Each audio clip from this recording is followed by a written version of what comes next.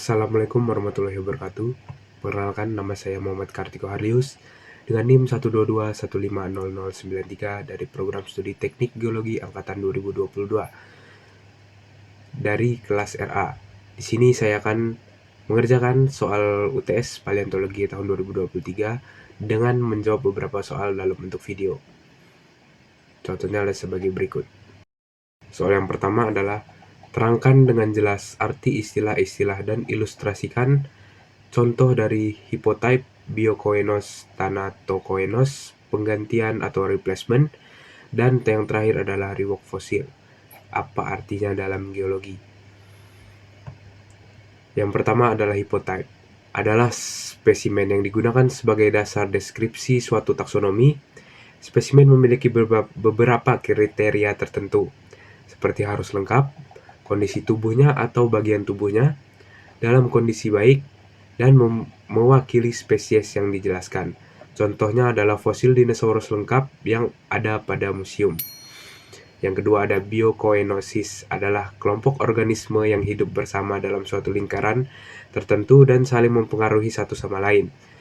Kelompok terdiri dari beberapa organisme. Ketiga, ada thanatokoenosis, adalah kelompok fosil yang terdiri dari sisa-sisa organisme yang tidak pernah saling berhubungan semasa hidupnya dan berasal dari habitat yang berbeda. Contohnya adalah fosil ikan dari sungai yang sudah tertransport ke daerah laut dan atau jauh dari tempat asalnya. Yang keempat, ada replacement atau penggantian, adalah proses pergantian satu spesies oleh spesies lain dalam suatu lingkungan tertentu. Proses ini dapat terjadi karena beberapa faktor, seperti perubahan iklim, perubahan kondisi lingkungan, atau interaksi antar spesies. Yang terakhir dan yang kelima adalah rework fosil, adalah fosil yang telah mengalami proses penguburan dan pengangkatan, namun kembali ke permukaan bumi akibat dari erosi atau aktivitas geologis lainnya. Fosil ini dapat mengandung informasi penting mengenai sejarah geologis suatu daerah. Contohnya adalah fosil dari mamut yang ditemukan di Siberia yang karena pengaruh tektonik yang akhirnya naik ke permukaan lagi dan akhirnya tersingkap. Kedua adalah jelaskan 5 contoh proses fosilisasi yang dapat terjadi pada organisme serta jelaskan peranannya dalam eksplorasi sumber daya kebumian. Yang pertama adalah permineralisasi, adalah suatu proses penggantian mineral oleh mineral lainnya. Yang paling banyak ditemukan adalah fosil kayu, di mana fosil kayu ini terjadi ketika batang kayu yang jatuh ke dasar atau contohnya pada sungai, lalu mineral-mineral organiknya terisi oleh mineral lainnya, contohnya seperti silika, lalu masuk ke dalam kecekungan sedimen dan mengalami kompaksi dan litifikasi dan akhirnya menjadi batuan sedimen, yaitu fosil kayu. Yang kedua adalah freeze. Freeze adalah contoh dari fosilisasi yang menggunakan media es. Freeze termasuk ke dalam fosilisasi konvensional karena terjadi secara tidak umum. Contohnya adalah pada yang sudah saya jelaskan tadi, adalah fosil mamut yang terperangkap dalam es yang dia tidak mengalami pembusukan. Yang ketiga adalah karbonisasi. Proses ini terjadi ketika organisme mati tertimbun di dalam sedimen yang kaya akan karbon, seperti lumpur atau gambut. Organisme tersebut kemudian terkompresi dan mengalami perubahan kimia sehingga menjadi lapisan tipis karbon yang membentuk fosil-fosil jenis ini dapat memberikan informasi mengenai bentuk dan struktur organisme seperti daun dan serangga. Contoh dari proses fosilisasi karbonisasi ini adalah ada pada batu bara, yang mana batu bara sangat kaya akan mineral karbon. Yang keempat adalah mold and gas. Proses ini terjadi ketika organisme yang memiliki bagian keras tertimbun dalam sedimen yang lunak seperti lumpur atau pasir dan kemudian membusuk dan meninggalkan rongga di dalam sedimen tersebut. Rongga tersebut kemudian diisi oleh mineral-mineral dari air atau tanah sehingga membentuk cetakan fosil. Jika cetakan tersebut kemudian diisi sedimen lain, maka akan membentuk salinan fosil yang disebut sebagai cetakan dan tuangan. Yang terakhir adalah proses ember. Fosilisasi ember sebenarnya sama dengan fosilisasi freeze, di mana fosilisasi ini terjadi secara unkonvensional, di mana media yang membedakannya adalah media fosilisasinya. Jika freeze adalah menggunakan es, maka ember adalah menggunakan getah pohon. Ember terjadi ketika suatu organisme terperangkap dalam getah pohon, kemudian tidak mengalami proses pembusukan, namun dia mengalami pengawetan dan berubah menjadi fosil. Peranan fosil dalam eksplorasi sumber daya kebumian sangat penting, karena fosil dapat memberikan informasi mengenai sejarah kehidupan di bumi, termasuk evolusi spesies dan perubahan lingkungan hidup selama jutaan tahun. Fosil juga dapat digunakan untuk mengetahui umur batuan dan sumber daya alam yang terkandung di dalamnya, seperti minyak bumi, gas alam, dan batu bara. Soal ketiga adalah uraikan dan jelaskan apa yang dimaksud dengan umur relatif dan umur absolut. Yang pertama adalah umur relatif. Umur relatif adalah metode penanggalan yang menentukan urutan relatif suatu peristiwa geologi berdasarkan posisi batuan atau fosil terhadap posisi batuan atau fosil di sekitarnya. Umur relatif tidak menunjukkan angka, tetapi pernyataan tentang mana yang lebih tua dan mana yang lebih muda berdasarkan proses pembentukannya.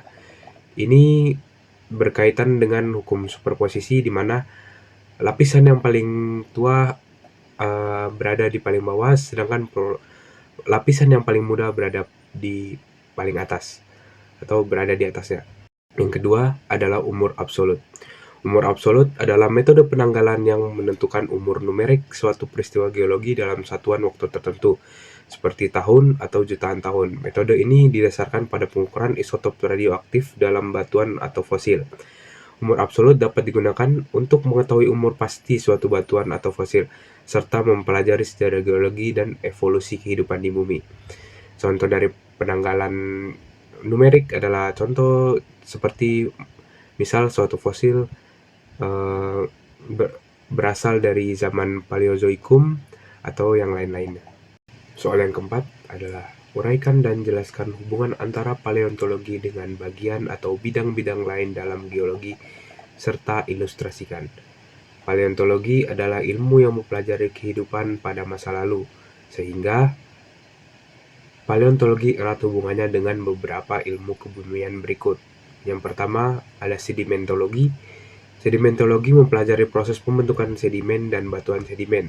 Paleontologi dapat memberikan informasi mengenai lingkungan hidup organisme yang menghasilkan fosil dan kondisi geologis lainnya. Informasi ini dapat membantu sedimentolog dalam memahami proses pembentukan sedimen dan batuan sedimen. Yang kedua ada stratigrafi, di mana stratigrafi adalah suatu ilmu yang mempelajari tentang perlapisan batuan.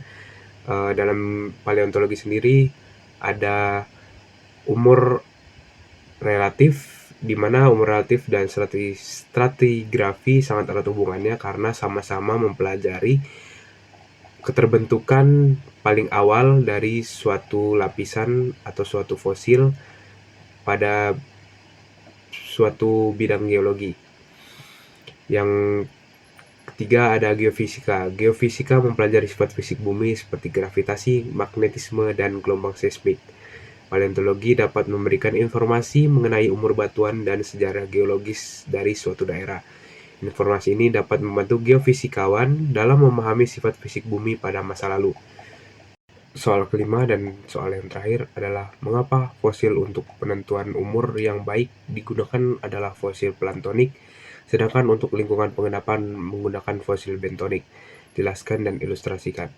Fosil plantonik berasal dari organisme yang mengambang di permukaan laut, seperti foraminifera dan radiolaria. Sedangkan fosil bentonik berasal dari organisme yang hidup di dasar laut, seperti moluska dan echinodermata, sehingga penggunaan dalam geologinya pun berbeda. Dari sini kita bisa tahu mengapa fosil plantonik digunakan untuk penentuan umur. Karena fosil plantonik sering digunakan untuk menentukan umur relatif batuan karena organisme ini memiliki distribusi geografis yang luas dan umur hidup yang relatif pendek. Hal ini memungkinkan fosil plantonik tersebar di banyak tempat dan mudah untuk diidentifikasi. Contoh penggunaan fosil planktonik adalah dalam penentuan umur relatif. Mengapa fosil bentonik banyak digunakan untuk lingkungan pengendapan?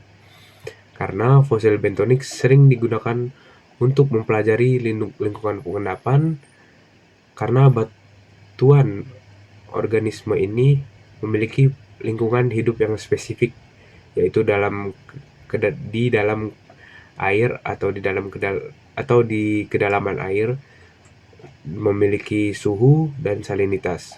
Oleh karena itu, fosil bentonik dapat memberikan informasi mengenai kondisi lingkungan hidup pada suatu organisme itu hidup. Contoh penggunaan fosil bentonik dalam mempelajari lingkungan pengendapan adalah penggunaan moluska bentonik untuk menentukan adanya perubahan lingkungan dari laut dangkal ke laut dalam pada zaman Mesozoikum. Saya kira cukup untuk UTS Paleontologi tahun 2023. Saya ucapkan terima kasih. Wassalamualaikum warahmatullahi wabarakatuh.